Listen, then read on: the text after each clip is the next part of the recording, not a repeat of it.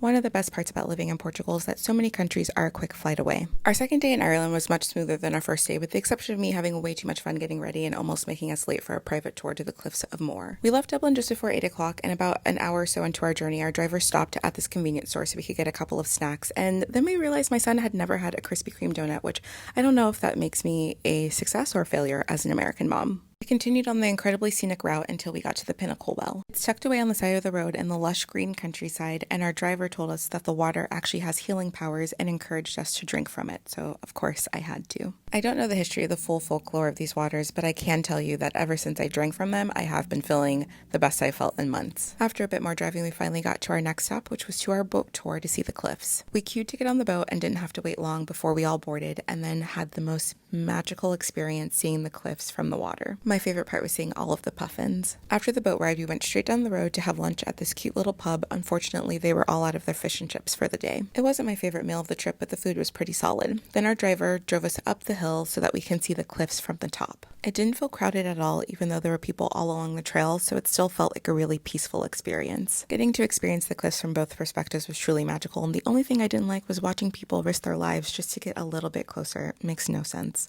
After, our driver headed back to Dublin, but made a couple of pit stops to a couple more castles, a pub, and to the most interesting part of the day, a village that was named after Barack Obama. His grandfather or great-grandfather was from there or something, I don't know. When we got back to Dublin, it was dinner time and we were starving, so we went to this Thai place I had on my list, and it was by far our favorite meal of the trip. The oysters had this fantastic sauce on them, so we had to get another order. The crispy kale chips, the chicken wings, the shrimp, everything was incredible.